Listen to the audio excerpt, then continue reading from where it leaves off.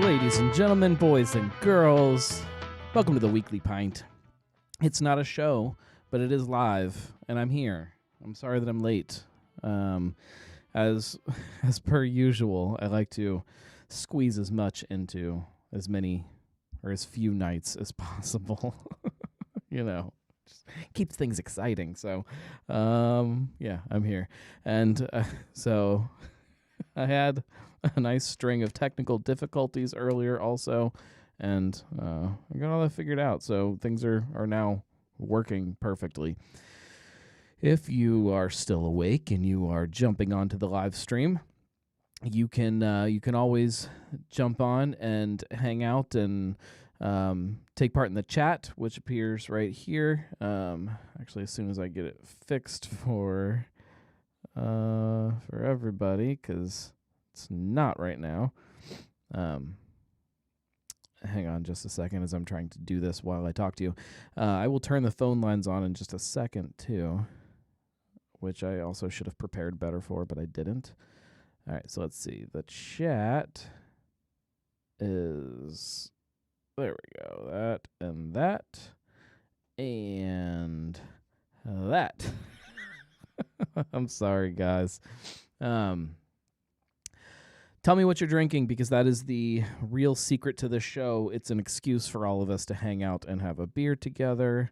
I'm going to crack mine open as soon as I turn on the phone line. If you want to call in, you can.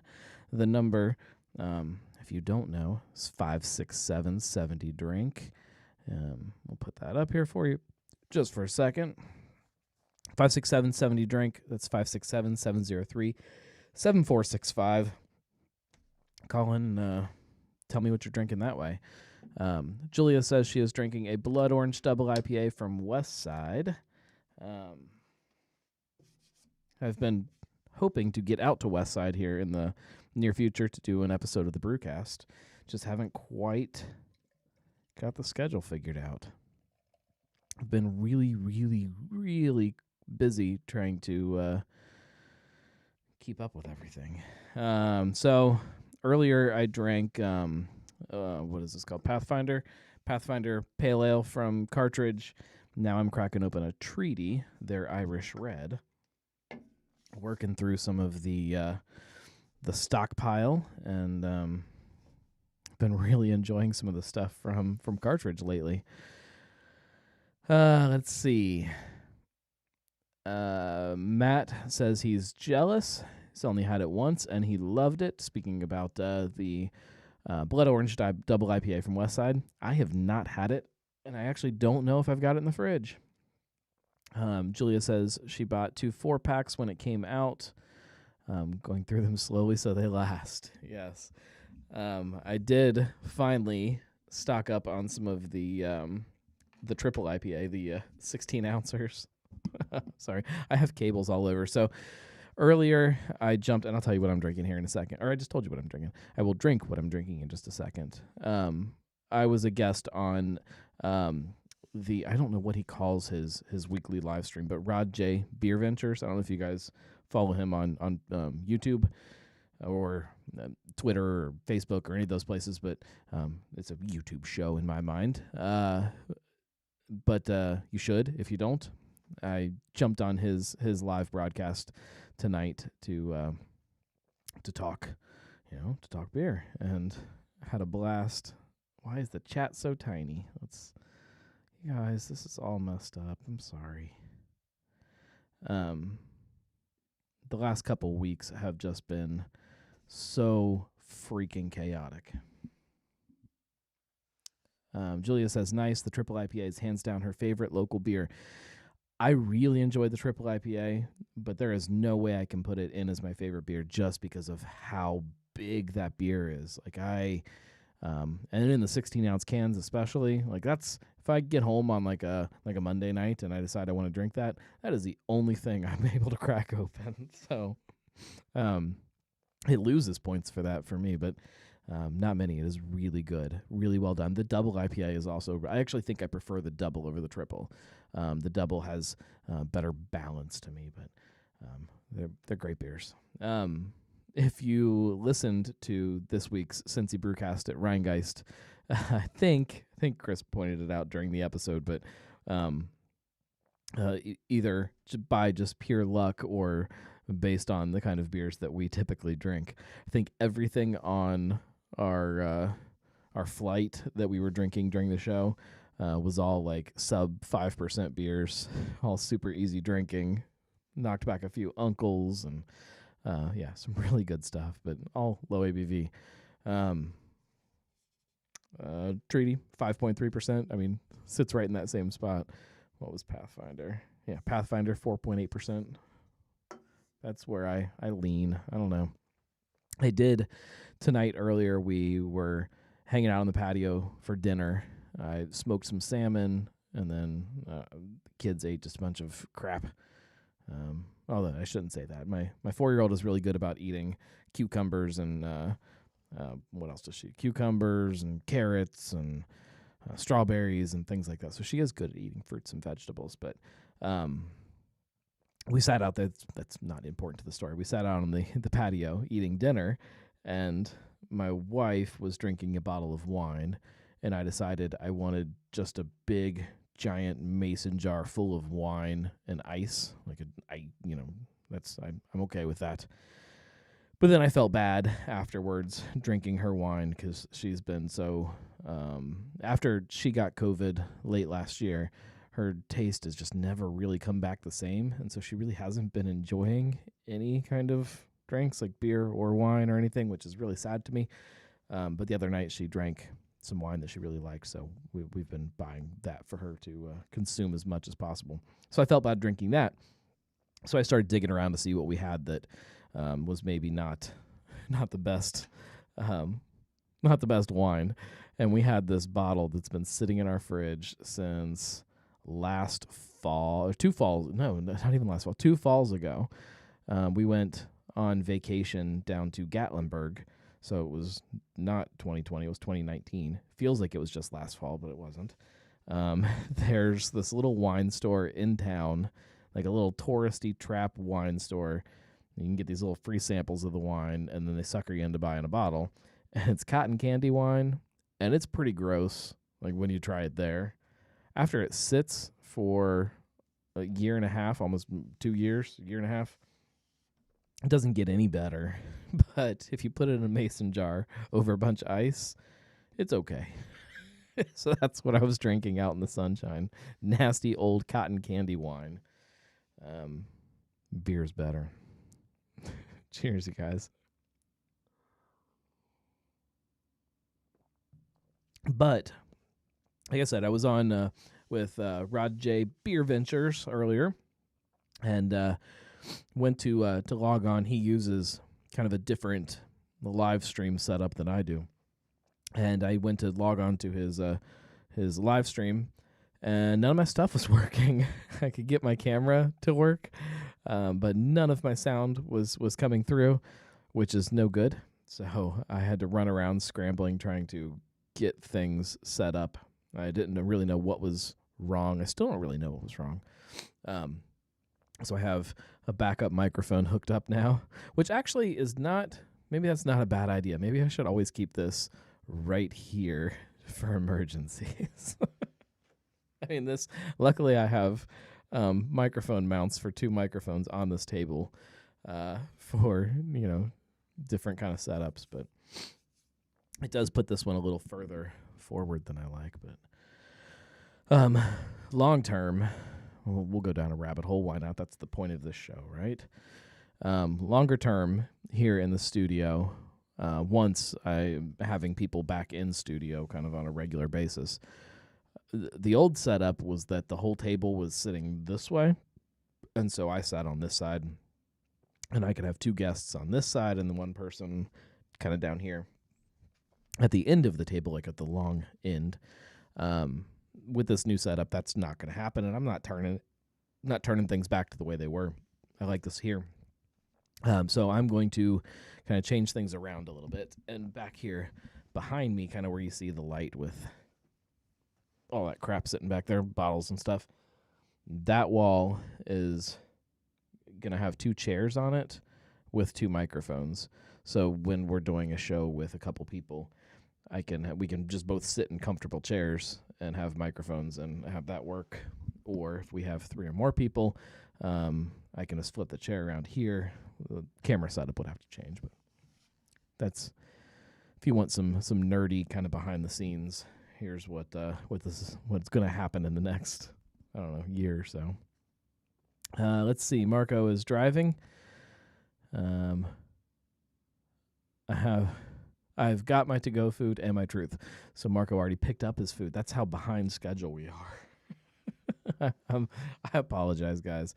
At least I got a show this week. I've been just so freaking busy. Last week, so Monday, I produced a show for Chef Tony.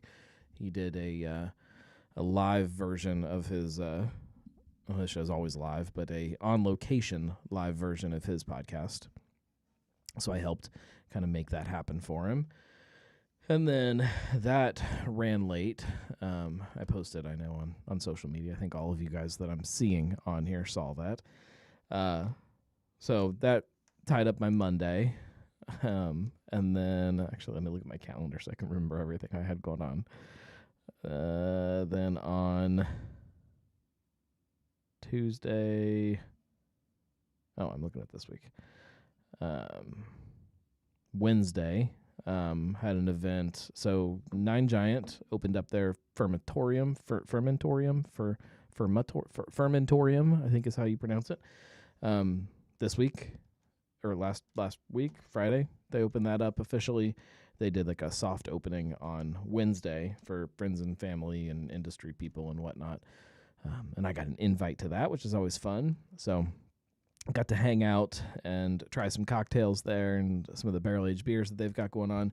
If you don't know about what they're doing with their expansion, it's right around the corner from their original location. Like the corners like almost touch of their spaces. They're separated just by their patio. So they're right there, kind of right next to each other. The new space is a big event room and then a bar in the front. No food. I don't think they're planning on doing food in there as of right now. Tiki cocktails, and then it's all of their barrel aging stuff. So the basement of that building is space for them to just fill up with barrels. And nothing like size-wise like Braxton is doing down at the Barrel House, but a really, really cool space. And it's really exciting to see them have a little bit of room to smell the room. Let's see. Derek is drinking a plus 44 brown from Royal Docks.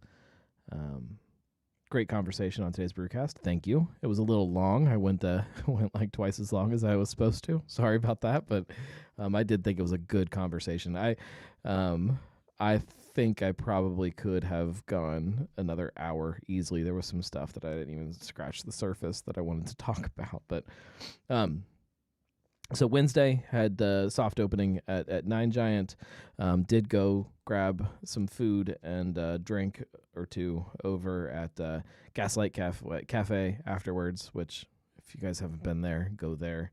I need to get something written about them for the blog. Did get some filming done that night, so I actually did make some content. Didn't get it edited last week to be up as a vlog, but the content is there and the video is mostly done. I need to go grab some other stuff, but Gaslight will make an appearance in that episode. Let's see. Then Thursday, stopped over at Rheingeist to record this week's brewcast. And then Friday, nothing. Saturday, I went to the Cincy Seltzer Fest, which I'm pretty sure I'm going to have that episode. Pretty sure. Oh, excuse me. Pretty sure I'm going to have that ready to go on Friday, but don't quote me on that if I don't have it on Friday. It'll be done soon. I got a little bit of it prepped and starting to get put together this morning early, and then I'll hopefully work on it more tomorrow morning and get it close to being done. So that's coming. If you want to know the general gist of things, it was Cincy Seltzer Festival, and there was no local seltzer. It was all White Claw and Truly, Coors, and Vizzy, and Mike's Hard Lemonade, and things like that. So, like, three brands. Yeah, I think that's all owned by 3 companies. There was one that I can't remember the name of off the top of my head that I'd never heard of before, that I'm pretty sure is probably owned by, Coors or something like that. But just a couple companies. Press was there. That was pretty good. But very strange to have a Cincinnati festival with no Cincinnati product represented. So I'll talk about that in the video. Hopefully not piss anybody off too much, because they did buy me a ticket. So you have to tread very lightly on those things. So that was my week. Super, super busy. And then all day Sunday trying to get the house clean and ready for this week and for my kids to destroy it again. Hopefully not burn it to the ground, which sometimes I'm pretty convinced is what they're trying to do. I have an episode coming on... Well, I'm recording an episode on Thursday this week again for next week with Rebel Metal. So that'll be fun. It's Big Seltzer Fest. It just seems so silly to say Big Seltzer the same way you do Big Beer, but that's what it is. It's, White Claw is owned by this Mark Anthony Brands, which also owns the Mike's Hard Lemonade brands. Then Truly, obviously, is the Truly brands, which they had a ton. Coors and Vizzy or is their other brand. It really was just like 3 companies.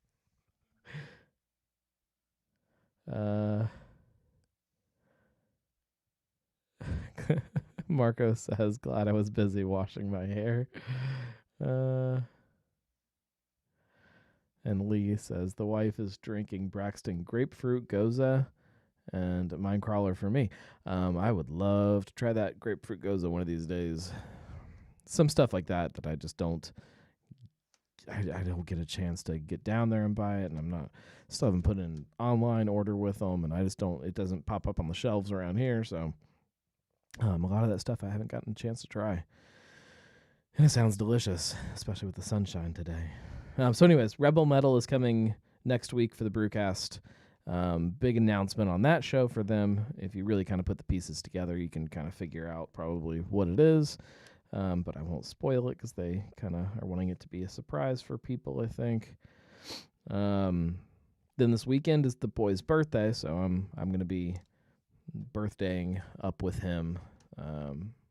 No other stops this weekend, so getting back to hopefully some normalcy in the schedule. I got some stuff coming up with Common. What else is on the schedule here? Oh, okay. So this week, like I said, is Rebel Metal. Then the Common Brew Company is the next week. That's on the 3rd. Then the following week after that is finally my Zane Lamprey episode. So stay tuned for that. We're not doing it in person. We're going to do a kind of a Zoom show for now. So, but I'm really excited to finally sit down and actually interview him. I have been prepping for that show for a very long time. Let me see if I can show you the list of notes that I have for this episode.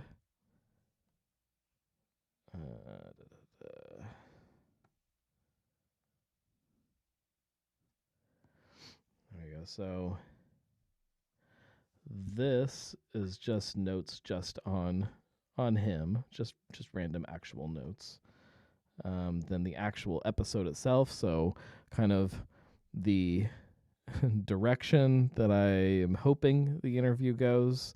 When I do this for every interview, I kind of write down an outline of things that I want to hit, topics, and then some links to some notes and stuff in case I need them while I'm recording. It never actually ends up that way, but it gives me an outline. This is the outline for kind of where I'm hoping the conversation goes. So it's a lot of notes, you guys. That's probably 4 times as much as I do for an average interview. But it's what happens when you plan like 10 years for an interview. And Julia, I'll ask him about your hoodies. I feel bad for them. So for any of you guys who don't know what we're talking about, Zane Lamprey, TV personality, drinking personality, he has a company called Adventure, and part of their company, a big part of their company, is these hoodies. They've done lots of different hoodies. It's how the whole thing got started. He made the drinking jacket was the first one. The latest version they did on Kickstarter, and they moved all of their production to the United States right before COVID and did this Kickstarter, massive Kickstarter. Then everything shuts down, and they haven't been able to, well, they is the wrong word. Their manufacturer has not been able to keep up and actually produce all of the stuff that the backers have ordered. So some of it's like it's slowly trickling out, but to say that they are upset with their manufacturer is the biggest understatement I think possible. To the point where they sat down and really crunched all the numbers and figured out that it still kind of made the most sense to produce stuff overseas, that maybe producing in the United States was not a good idea. So they are moving all of their production back overseas, which is good news, because that means that they're going to start making all their other stuff again. So backpacks and parkas and the windbreaker, which is my favorite coat that I own, all of that stuff will be coming back finally. So that's that. Marco says, tell him I said hi. Will do. And if anybody has not already bought your tickets, get online. He's coming to Fretboard in September, and then also Dayton Beer Company in September. Hopefully doing a show up in Columbus also. Julia says, nothing wrong with being a prepared interviewer.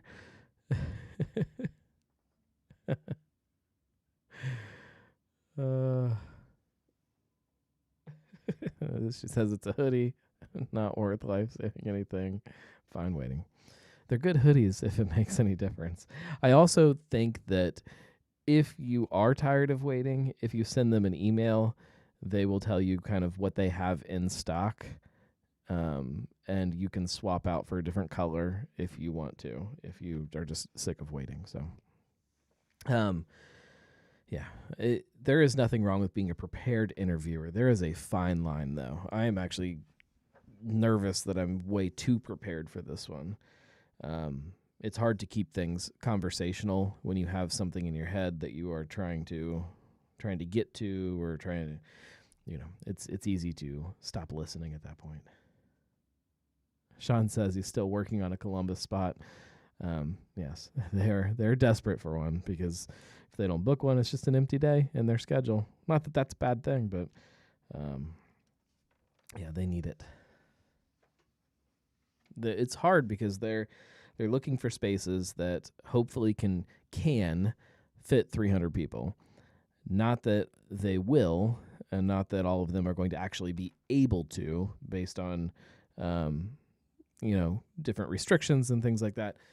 But they're hoping that with a lot of them, if restrictions get lifted, then they're able to open up more tickets and already be ready for it, basically. And they're anticipating a lot of those restrictions being lifted. Derek says they can come to Northeast Ohio instead. I think they looked up that way. I know they were looking in Akron, maybe, and somewhere else up that general direction. I don't know if they found anything, though. Let me see if it's still on the schedule, because if it is, then he is still looking. This schedule is insane, too. Like, I have a hard time keeping up with trying to book, a month in advance and keep track of it all and not kill myself to do, 90 breweries in a few months. Like, it's wild. Okay, no, Indianapolis on the 11th, Dayton on the 14th, Cincy on the 15th, Columbus, Louisville. No, so they did not do Northern Ohio. It was something they were talking about, though. And after Louisville, all the way down to Nashville. So yeah, I'm going to Dayton and Cincinnati. It is a wild schedule.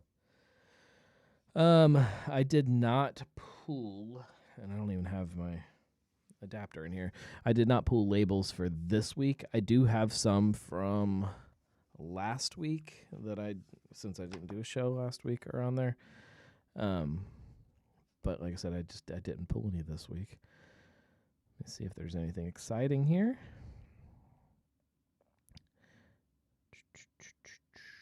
I am so unprepared for everything. No, I already looked at these. These are from like 2 weeks ago. So no, I don't have anything new for you. Sorry. I'll pull them, and then hopefully next week's episode we'll have a bunch to go through. That'll be fun. Speaking of brewery news, going back to kind of that, the announcement came out officially today. Woodburn's grand reopening, awakening, rising from the dead, however you want to word it, is the end of the month. Oh, the Listerman spout. Yeah, we'll talk about that. Yeah, Woodburn, I cannot even tell you how excited I am to see them open back up, however you want to put it. Kind of see the twist they've put on the space. I know cocktails are going to play a much bigger role in it than they do in any of their other tap rooms. So that's exciting to me because I'm, like I said, you guys know that I'm a huge cocktail nerd. So I'm excited to see that and see how they've managed that. Who is brewing? I don't see any postings. So one of the, there is some other brewing that goes on at Fig Leaf, but March 1st head brewer right now is Brian. He's, as far as I know, brewing most of their stuff, if not pretty much all of their stuff. He's their guy, so I assume he's brewing their stuff. I don't know if I don't know. I don't know exactly how their production is going to work, stuff that's made there versus made other places. They don't talk about that a lot, about where each product is actually made. So and I say may very loosely, they may have products that are Fig Leaf beers that are made, or Fig Leaf products that are made at March 1st, March 1st products that are brewed at Fig Leaf, and vice versa. So there may be one tap room that kind of focuses on just producing seltzer or cider or something like that. One facility that is cranking out beer, certain, type, maybe just, bunch of lagers or something. And then there may be a tap room that's kind of cranking out other stuff. One that's just kind of dedicated to packaging. Who knows? But those brands are separate. The taproom personalities are separate. It's a different model than anything else that's happening in town right now. Jumping back to Julia's question about the new Listerman space, I didn't think that they were wanting to talk about this yet, was the impression that I've been under. However, they're doing some kind of event at the old Delicio pizza place. I think that's how you say it. Right there on Montgomery Road.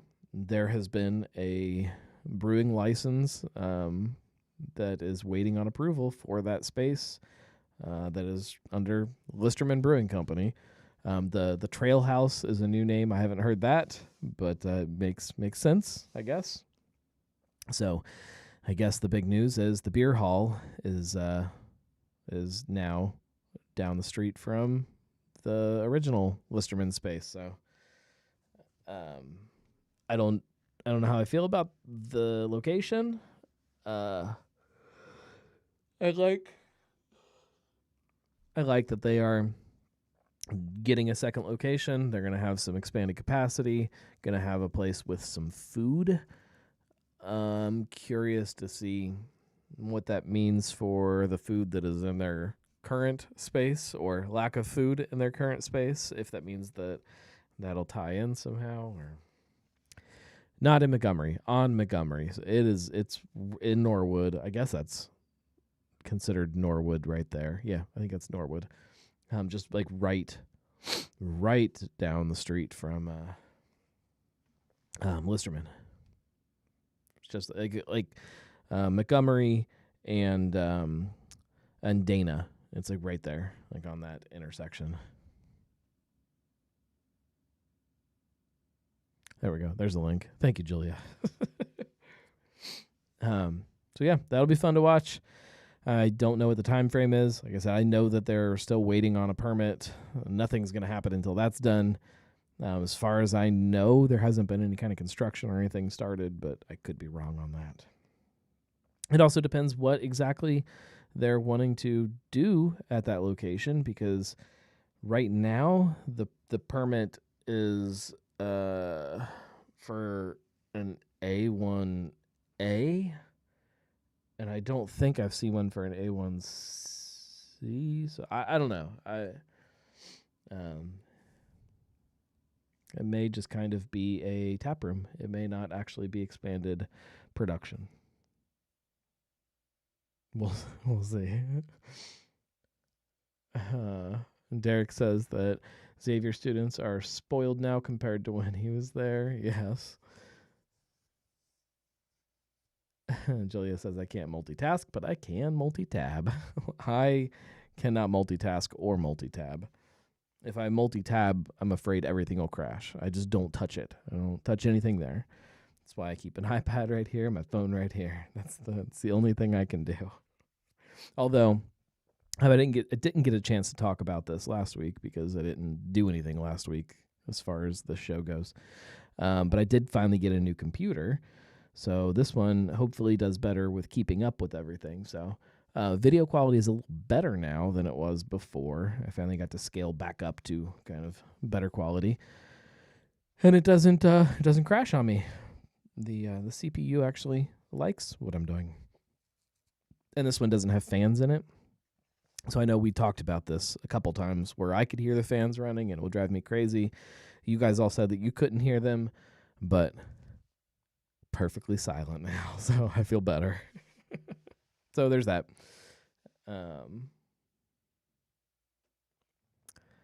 Yes, I did have a chance to try out the Nine Giant Fermentorium location.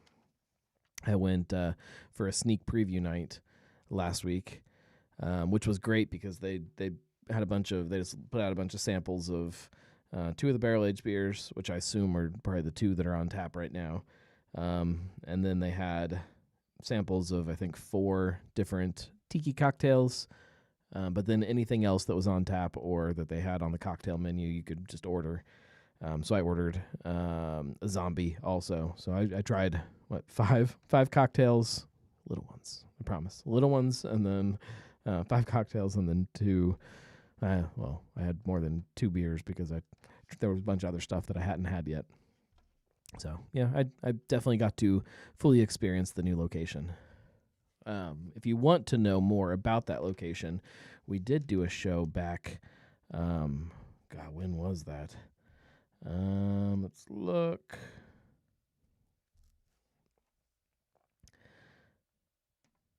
It was not that one. There it is. Volume 6, episode 21. Back from August 10th, I think. Sat down with Brandon, Mike, and Chris. Drank a few beers and talked kind of about the new space and how it's different, obviously, than the original location. But I mean, the real idea behind it of taking something as simple as a bar and really elevating how you present that to people. The same way that you take the idea of a brew pub, the same way that the original location is, and just kind of kick it up to that next notch. You don't have to do things like that, but when you do, it goes the extra mile. And I think speaking for me, and I assume most people, we can sense that when you walk into a place that they put a little more effort into it, I think. Miles says he went opening night, really enjoyed it, looking forward to what they do with the space in the future. Yeah, it needs some artwork, which is coming, some color, some a little more personality to the actual space. But I love tiki cocktails too. Was it busy opening night when you were there? I was curious. It's good sized space, but much like their first location or their other location or the other part of their location. I don't know. I still don't know if I consider them separate locations or not. It's not huge. It's good size, but it's not huge. So I could see it filling up. I could especially see it filling up, like those nights where you want to go to Nine Giant and you walk in and there's no seats and it's busy in normal times, of course. It's so cool to me to think that you can just walk out the door, walk around the corner, and still walk into Nine Giant and grab a beer. Like that's such a cool idea. You don't get to eat then, and you don't get to enjoy Plinko night as of right now. Pretty busy, but not overwhelming or had to wait too long. That's good. Yeah. Well, it's 40 minutes, and we're also an hour later than normal, so we should probably wrap this up so I can get upstairs and make sure my kid's in bed. Miles says we were there 7:30 to 9, and by 9 it was only half full. So it kind of died down after 8:30. Yeah, I mean that's actually, in a weird way, that's pretty normal from what I'm seeing with tap rooms now. Like the late crowd doesn't exist as much anymore. People are going home like way earlier, which is, I mean, kind of nice, or kind of nice. If you want to kind of hang out late, or maybe late is the only time you're able to hang out. It sucks that you're either kind of alone in an empty bar, or places are closing earlier because they just don't have the crowd to sustain it. But that's a different topic for a different time.